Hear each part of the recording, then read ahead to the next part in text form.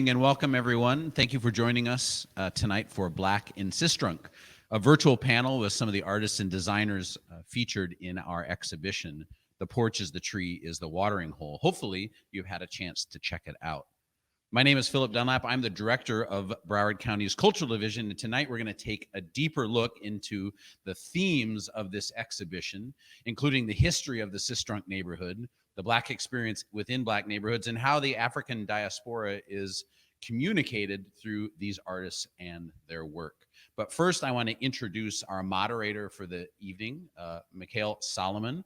Mikhaile is a designer and arts advocate with backgrounds in many different arts disciplines, including theater, dance, and architecture. She received her Bachelor of Arts from the University of South Florida in theater arts and her Master's of Architecture from Florida International University. She's the founding director of the Prizm Art Fair, which exhibits artists from the African diaspora who reflect global trends in contemporary art. And that's through a blockbuster exhibit that's held during Art Basel in Miami. Now, as an arts leader, Mikhaile is determined to create a more diverse and inclusive arts and culture scene in the city, and we're thrilled to have her as a moderator of this artist panel tonight. So I'm going to turn it over to Mikhaile and the artist to treat you well for the rest of the evening. Enjoy.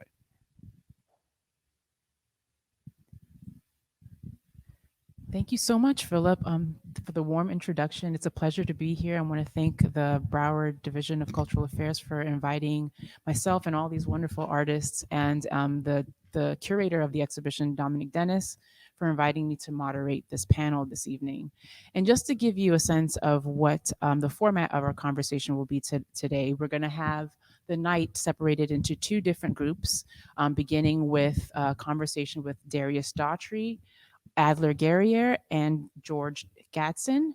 We'll have a small intermission between the groups, and our second group will be inclusive of artists Adrienne Chadwick, David I. Muir, and Germane Barnes. So to begin our discussion this evening, I'm going to ask all of our panelists to respond to this question.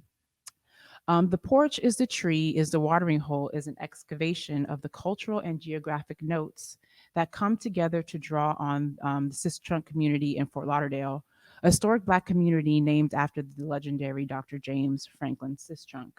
Tell us how your chosen media speaks to the narrative of the Sistrunk community and more broadly the diasporic communities across the country and perhaps even globally. Darius. Wait, Darius? Yeah. Okay. We'll start with Darius. All right. Consensus. Okay, cool. I'll take that. So, what's interesting is a lot of my family is from the area. So my mother was born in the Sistrunk area. My grandmother lived very close to the library where we are right now. And when I was first born, I grew up for the first couple of years of my life in the area. So there is a connection for me when Dominique, who is the curator, brought this to me, I was super excited to be involved in this project. So my chosen medium in this space is poetry.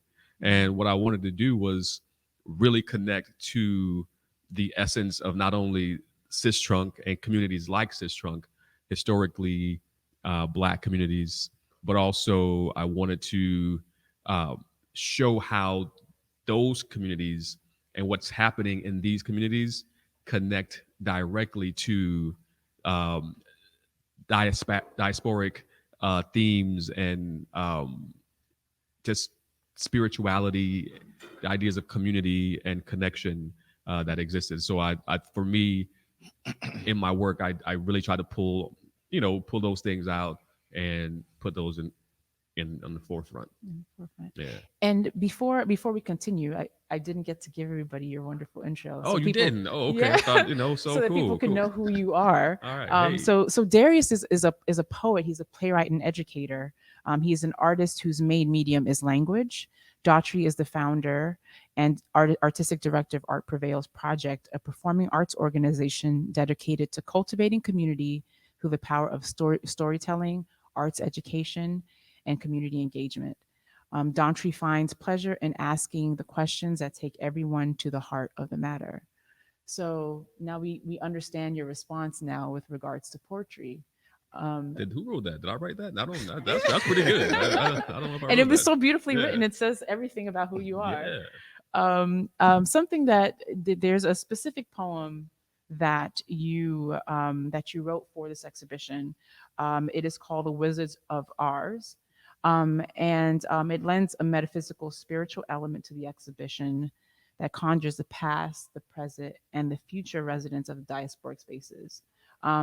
Walk us through your process of creating this piece. Was the composition created in collaboration with the other artists in the exhibition, or was your poem a response to the physical artifacts that you see here? Yeah. So yes, the answer is yes to all of those. Yeah. So when we first started having these discussions about the project, I started just kind of taking notes, just jotting down, doing my own research, and just started walking through the neighborhood and such.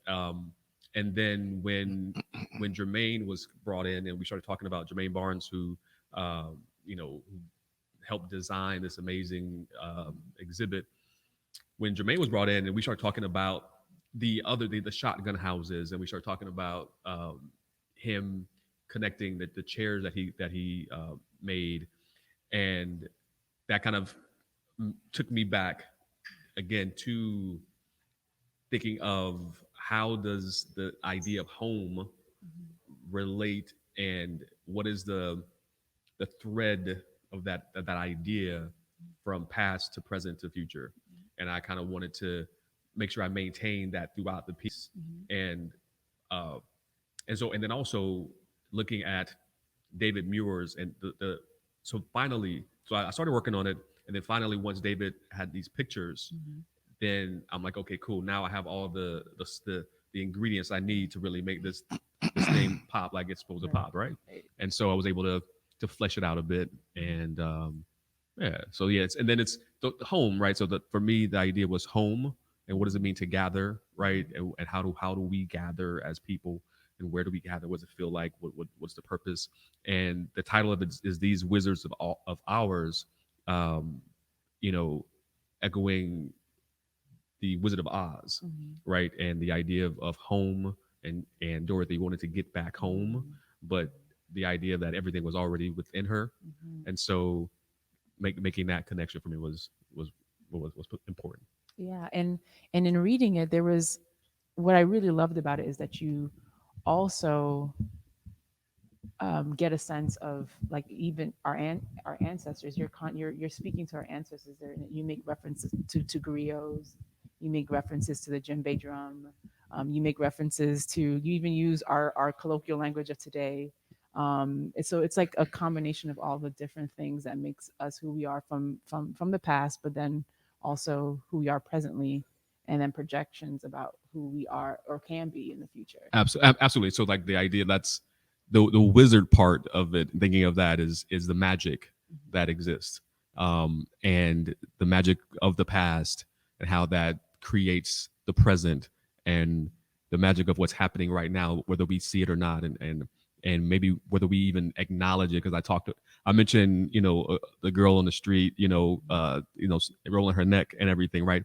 But there is magic in that, and like, how does that manifest itself into our future, and in just pure celebration of culture. Beautifully said. Yeah. Thank you. And let's move to Adler.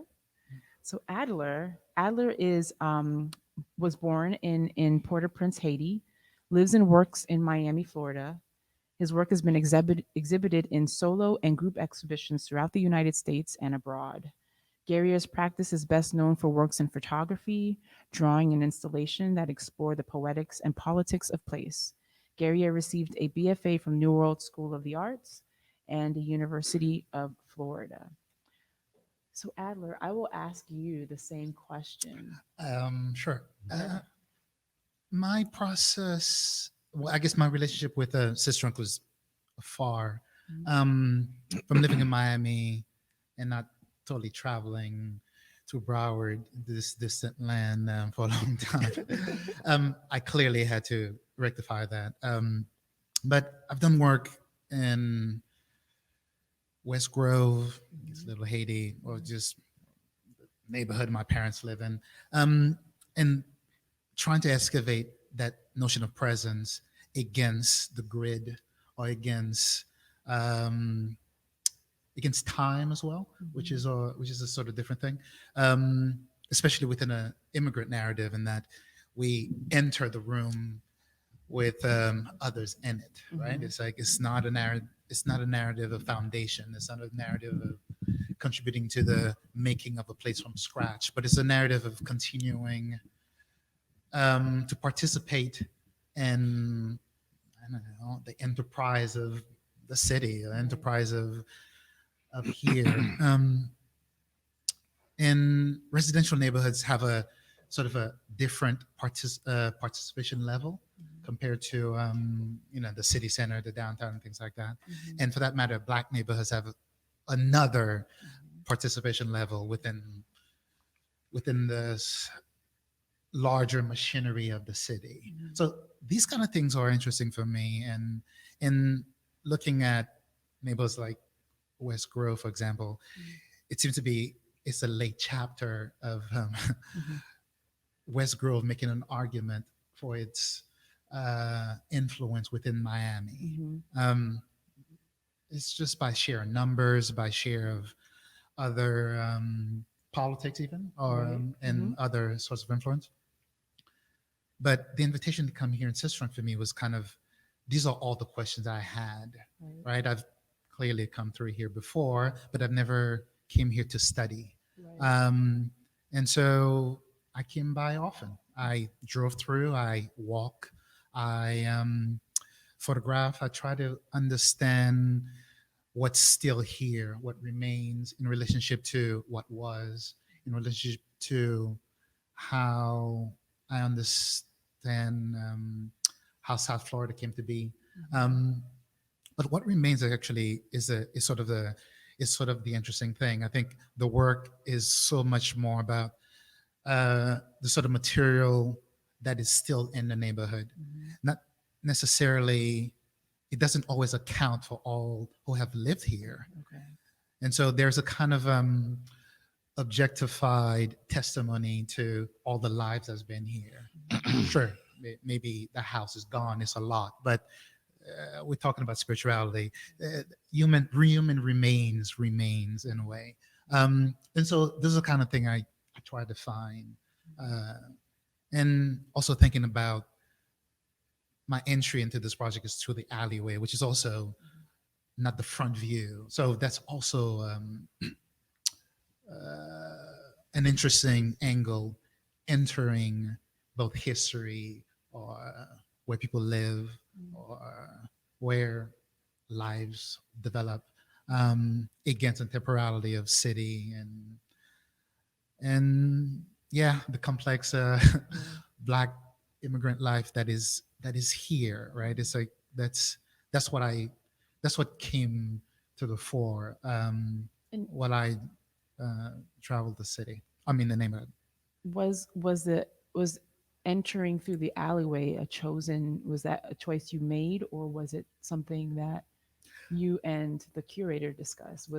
It was part of an invitation, and I also thought it was part of a challenge, because the alleyways they're technical in their usage, and they're not even used that way anymore. So they're both redundant and a kind of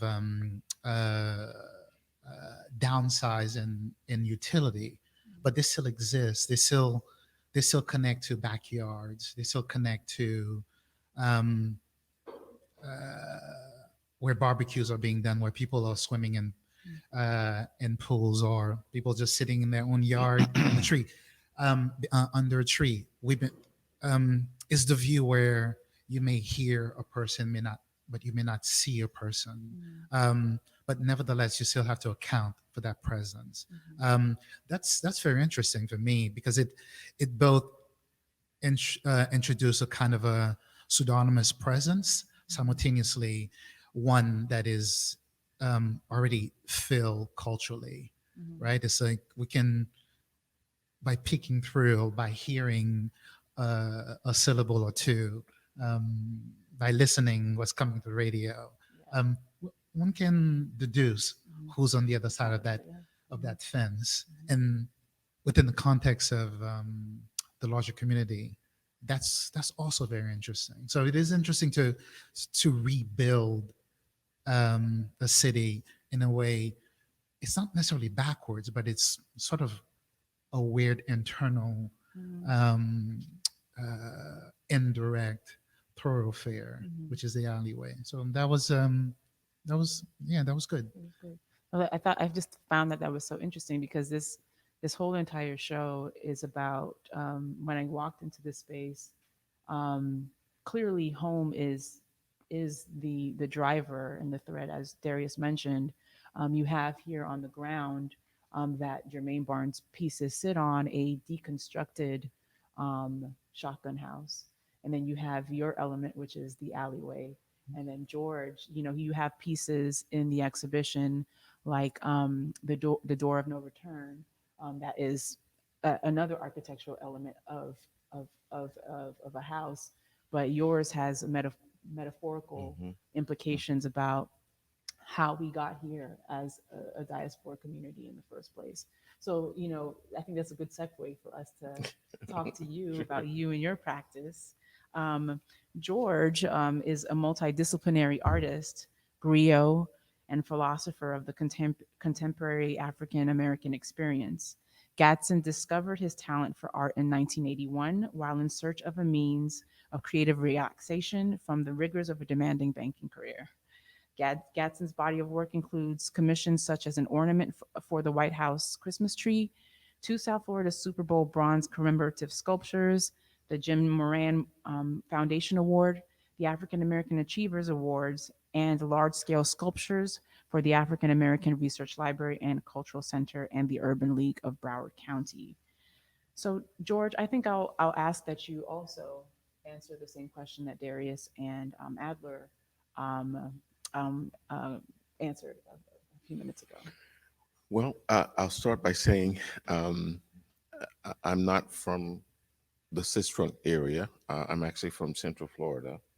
Um, but the inspiration and being really excited about participating in this exhibition was when the whole concept of home, we'll just put it out there, um, that I had actually some time ago had really gotten this idea to create some type of work that speaks to where I came from, and that being this theme resonated so much with me because I was raised in a small town um, with shotgun houses, and um, so the work for me was like, okay, this is my opportunity, and to tell the narrative of when I was a kid and how, indeed, my grandmother lived in a shotgun house. We were raised in a shotgun house across the street from her, and so this one particular piece speaks to that. But I think at the same time, I was that the desire is to for those who had a chance to view the work created, is to encourage all of us to be it a shotgun house or not a shotgun house, is to look for those things within our community that allows us to have memories and to tell stories about those things that came from our community. So the door of separation was really one that was as a result of segregation, and growing up as a kid. The the sculpture piece there was, rebirth of cool. My mom and dad, did farming, and we had a garden in our backyard, and so the plow that was used, years after my mom passed away, the plow that was used was actually still back in the storage shed. So I dismantled dismantled it, and the pieces that you see are pieces from the plow. So again, looking back in terms of storytelling and how can we preserve those stories, and oftentimes when I was a kid and my relatives would sit on the porch. We used to call it the stoop. Also, just sit on the porch or the stoop, and they would tell stories. So here we are, and now in the 21st century, we too can tell stories. Uh, we're not in shotgun houses anymore, but nonetheless, we can. So, not being from Sistrunk, at the same time, what happened in the Sistrunk area, and we all know the history of Sistrunk and how rich it is, and having those shotgun houses experiences that existed, um, those narratives being told, hopefully, still today. So that's a little bit of how I approach this project, and knowing that across the world, globally, there are men and women of color who can somehow relate in some form or fashion to home and whatever that environment was, and hopefully being able to tell stories and have narratives about their home experience.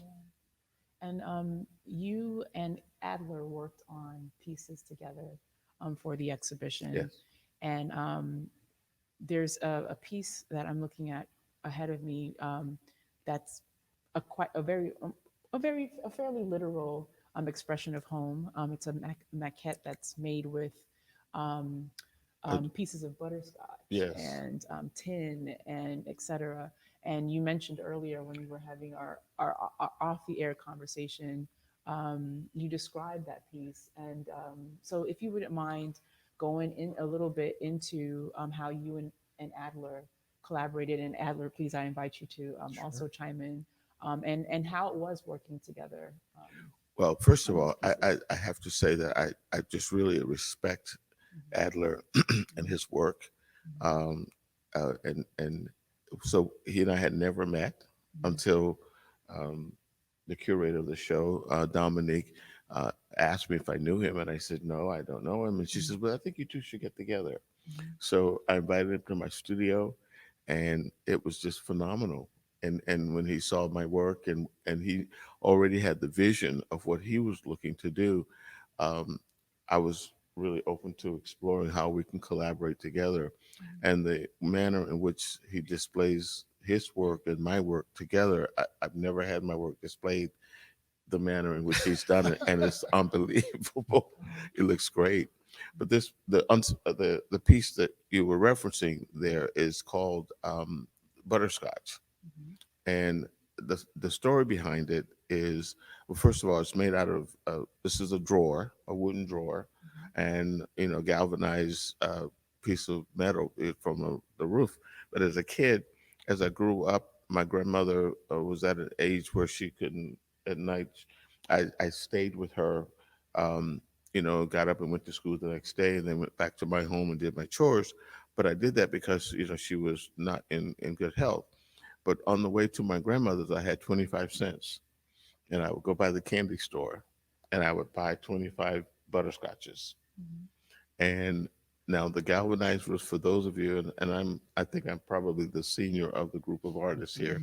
I was raised in a house, a wooden frame house with an outhouse, and we had the tin roof. And the best experience, the best way to go to sleep, is to have it rain on a tin roof.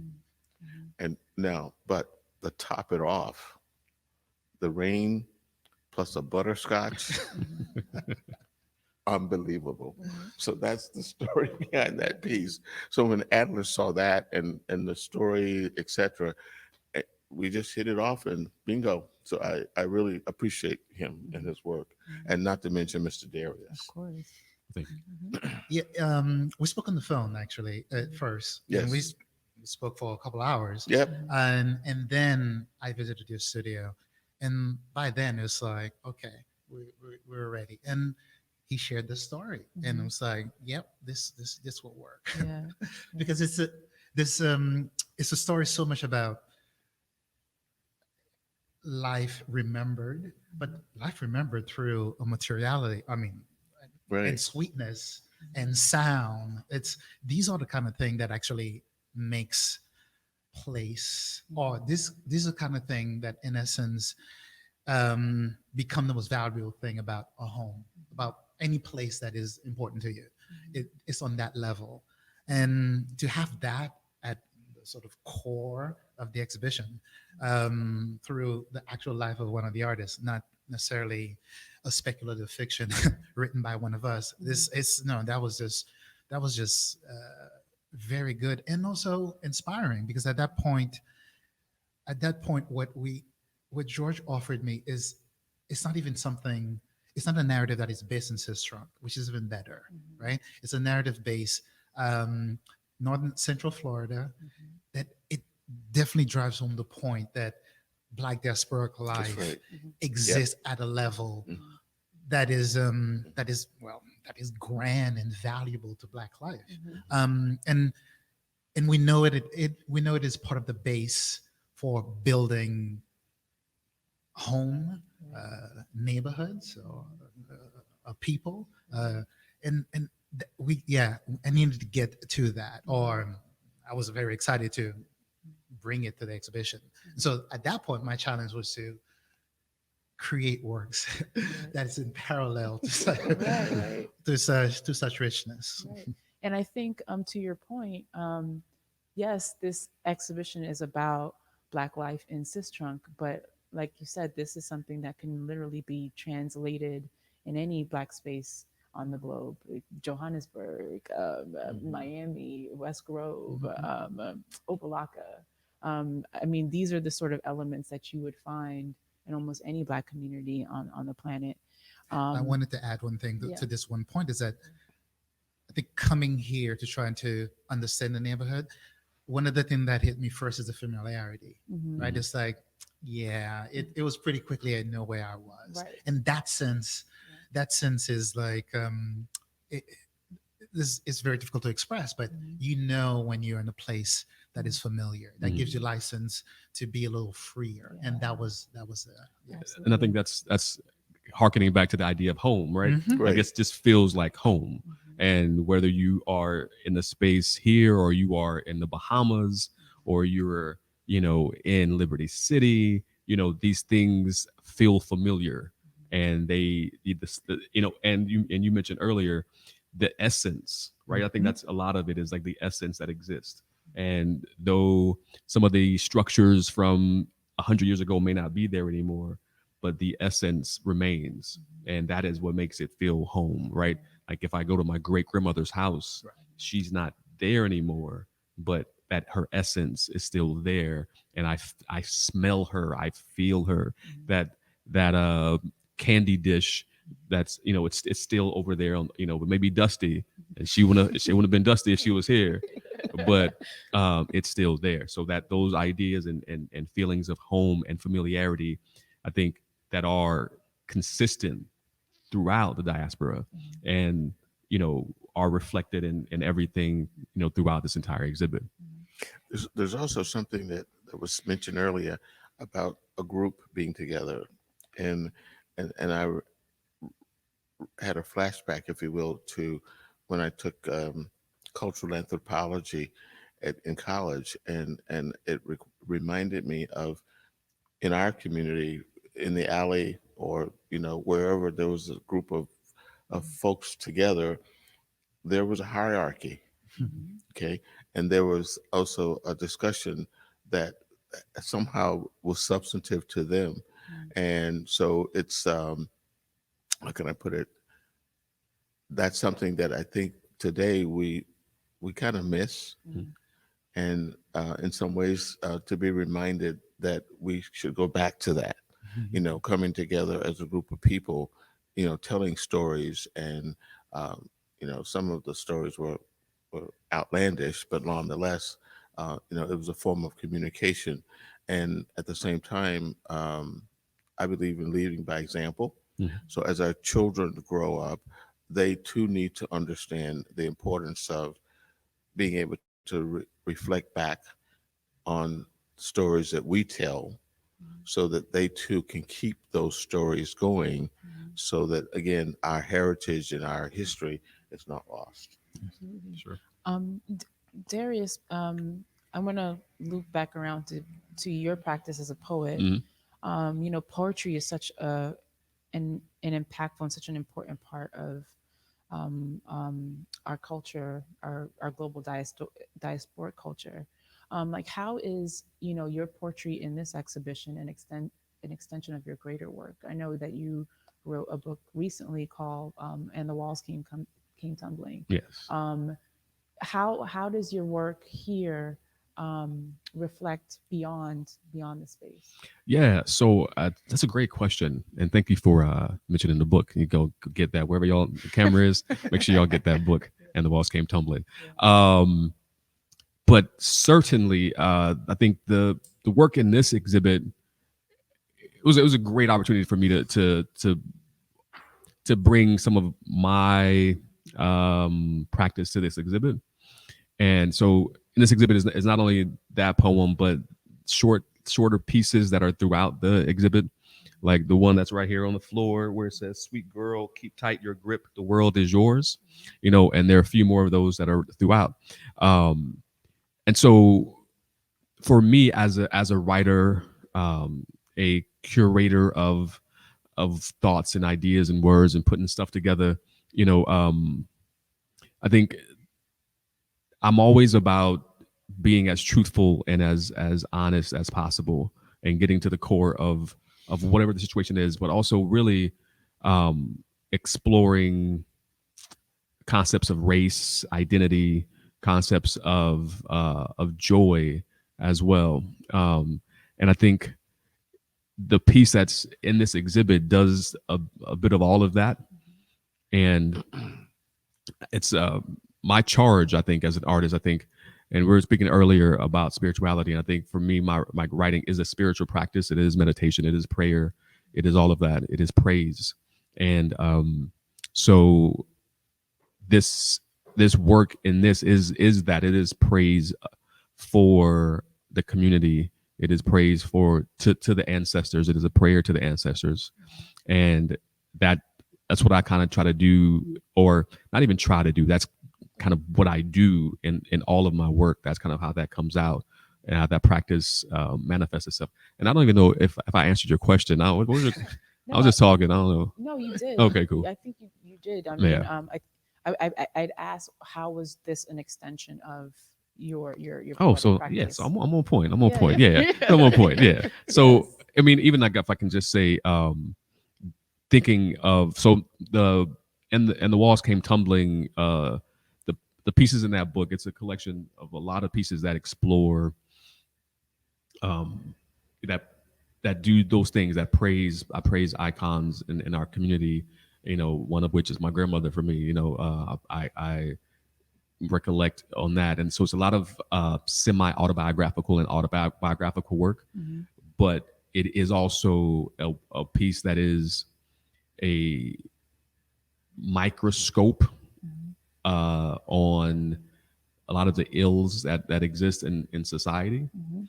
And so this piece here, again, it's like this microscope, but not on the ills, Mhm. right? It's but on the pieces that feel like joy, on the pieces that maybe we may look at and not give as much credit as possible, but to make sure that we connect to the tree, the mount that used to be a tree. So that was a reference to like the churches and the because we have in Sistrunk there are like 15 churches on one block, Yeah.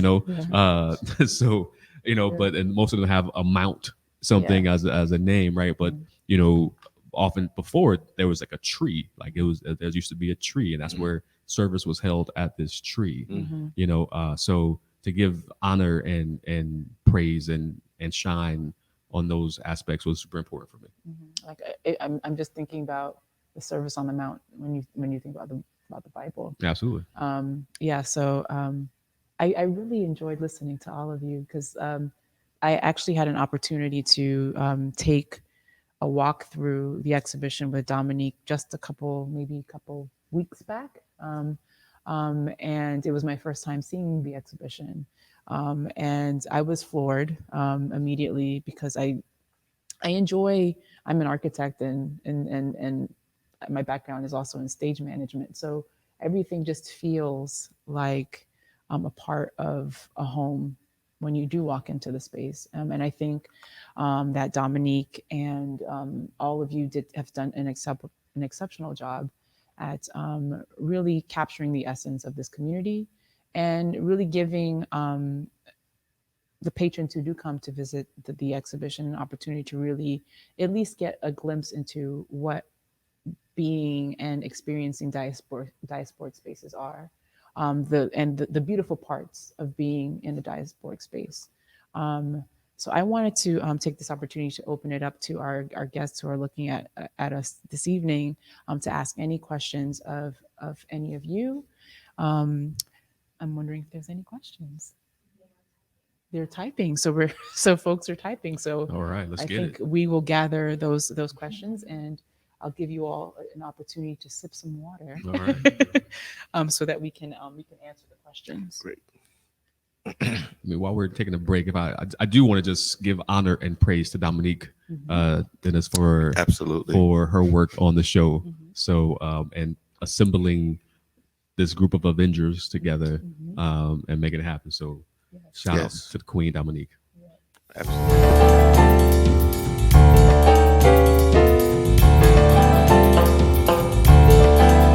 Thank you so much for staying with us. We have about 3 questions to ask our panelists this afternoon. The first question being, what is the future of Sistrunk given the development of downtown Fort Lauderdale? And I That invite is any that- of you yep, that to is jump in a, and answer that heavy heavy question. question. That's a heavy That's a question. heavy question. Yeah.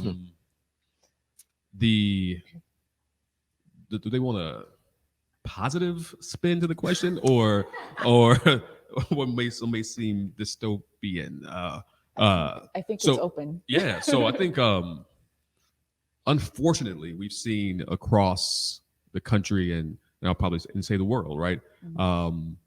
As these developments occur, these developments happen and pop up at an alarming rate, that the community in which they're being built upon, I mean, they're literally building upon the community. Mhm.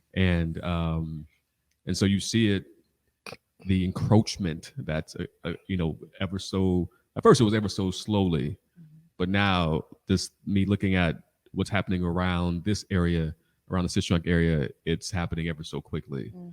And I think a prime example is the Sistrunk marketplace that exists on Sistrunk, right east of Andrews Avenue and on Sistrunk. It's a beautiful food hall and brewery. It's amazing. It's so beautiful there. Like, it's a beautiful, I mean, it's beautiful. A lot of great dining options and things that are in there. And it's on the west side of the railroad tracks that, and we understand what those mean in most communities. However, that ain't built for anybody that's in the Sistrunk community. Mhm. That's not who it's for. Mhm. That it's built there to be a beacon to others to come and fill up all of these high rises that they're building around the community. So what does that do, and how does that impact everything else that's even more west of that food hall? So there are things that in places that seem to be going to be consistent for a while. The YMCA is building a new YMCA on Sistrunk that it's going to have a black box theater that is in the space of some historic sites. But personally, I fear for the future of a Sistrunk. I think it is. I think George mentioned when we were off camera that it's important that we are telling these stories and documenting what's happening right now, because in 30 years, what is it going to look like? Mhm. And I don't know. You want to answer, Yeah. George? Yes. I will sort of segue from what Darius mentioned. Um, Gentrification is inevitable in communities as developers come in and see opportunities to build, and individuals that look like us, unfortunately, if they don't have the wherewithal, they are pushed out. So what is important, I think, is one of my favorite sayings is quotes is art is proof that anything has ever happened in the past. So the responsibility is on us as artists, when and where we can, to create art in our communities that hopefully will remain and be permanent, so that it indeed says what happened in our communities in the event that the gentrification and the development does take place. At the same time, there are individuals and organizations that look to preserve some history that is happening here in Sistrunk. And Darius mentioned, the YMCA, the leadership there has the forethought, had the forethought, and continues to commit to, as best as they can, look for ways to incorporate the history of Fort Lauderdale, Black Fort Lauderdale. And of course, 100 years of Black Fort Lauderdale is hard to capture, but in essence, an effort is made in that area. But I think the key thing is our being able to, where we can, be a part of the history making and preserving and the storytelling through whatever art forms we have, so that when the development takes place and the gentrification takes place, there still will be something here in our community that people still can say, okay, the history is not lost. It's a fact that we've lived with for years. Yeah. I mean, if I can, so I think one idea, you use the word inevitability, and I think that's a tough pill to swallow, right? To say that it's inevitable, right? I think, but I do think there are opportunities for it not to be inevitable, but that comes in the form of legislation. Absolutely. That comes in the form of wealth gathering and purchasing land, like having the capital to, buy the land before, and not sell it to these developers who have no real care about the community. And so I think it's, and all of that is education. So the more you learn about the community and know about the community that you're in, and so as you grow and you're older and you're able to procure certain funds and things, and then that is more likely that you will put the work in to make sure that these things don't just happen and that you are just erased. And so I guess I'm fearful, but I like to think about how do we fight against the inevitable? How do we do that? I think you already answered that question when you mentioned the essence of your grandmother's house. I mean, in essence, I'm going to make an argument for the immaterial that's in Sistrunk, and that's the only solution for encroaching developers. It's everything that you've said. Everything that you said is actually immaterial. Legislation is immaterial. Gathering money is immaterial. Telling stories is immaterial. Art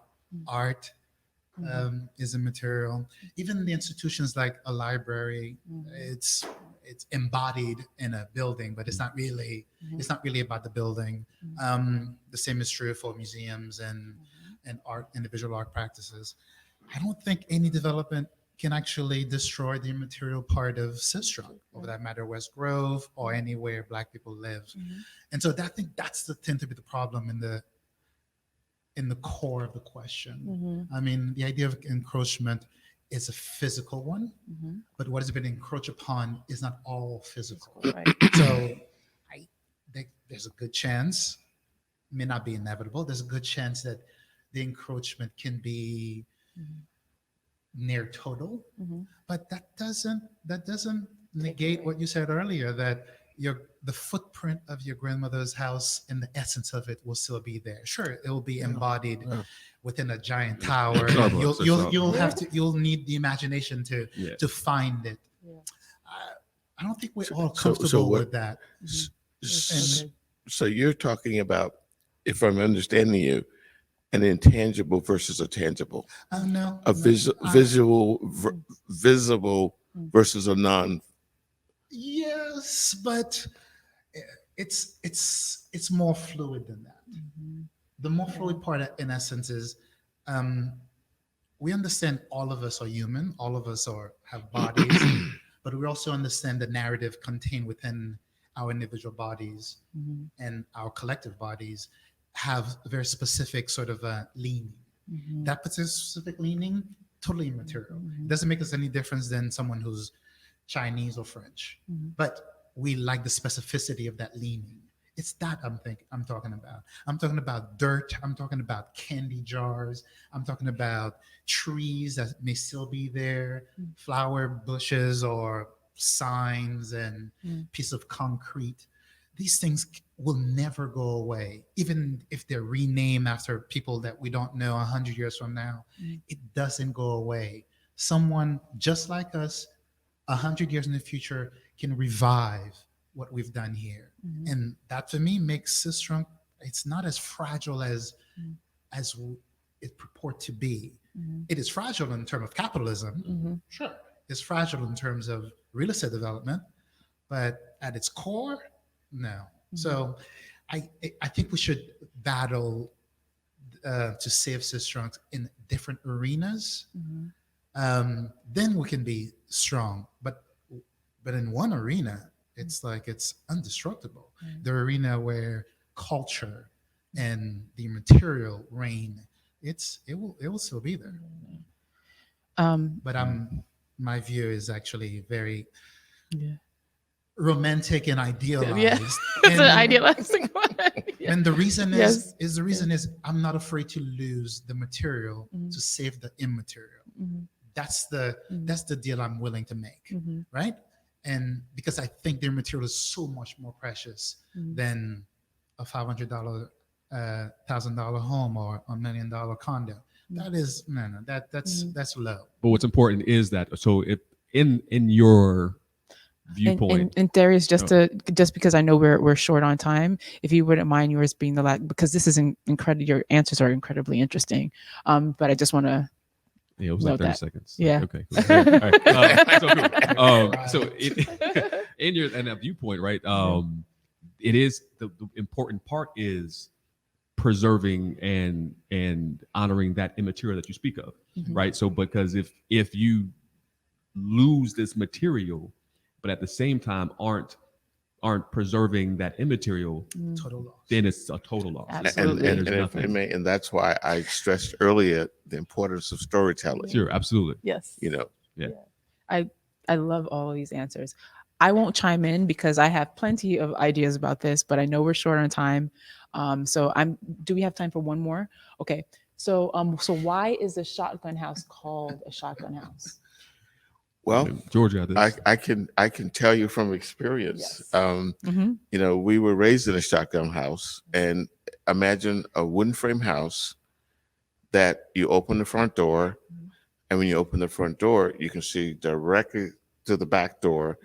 And if you had a shotgun and you shot the shotgun, it would not hit any walls. It would go from the front door to the back, out the back door. So that's why it's called the shotgun house. Very simple answer. There's no in betweens. Yeah, that's where the name comes from. And then there was one more question about a rhythm. The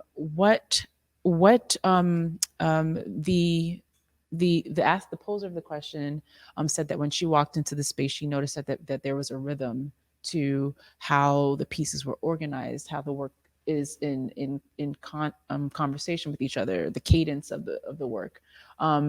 Did any of you think about rhythm when creating the works that you did create for this exhibition? Yes. Yes. Okay. So how so? Well, my work is already on these partitions that are very specific in size, and there's 12 of them. And they also bracket one side of the exhibition. So in order to actually make a work that can hold that, a sense of rhythm had to be developed. So I came before to make it specifically for this. But internally, the work itself is about a kind of seeing and repetition that is scaled to that of a body. So that's within my work. I think the other thing that's happening within the exhibition is that between the curator and exhibition designer Germane, they did an excellent job. Absolutely. Yeah. Yeah, that's kind of. I mean, yeah, I'll speak to mine. Just as a poet, rhythm is embedded in that, but it was a continuous rhythm between past and present and future, and the rhythm between this space and other spaces, across the world. So that rhythm was present, in the writing. And I used to be a rapper, so I'm like, I'm trying to, flow a little bit in this thing, So, but I do think, like Adler mentioned, the rhythm of the entire exhibit is a testament to Dominique and Germane's, brilliance and their collaboration to make everything connect and flow and bounce. Absolutely. Yeah. And Dominique and Germane are both architects. They come from an architectural background. Like yourself. Like myself. Hey. So that was actually the first thing I noticed when walking through the space. It's almost as though Germane and Dominique created the alleyway for you, Adler.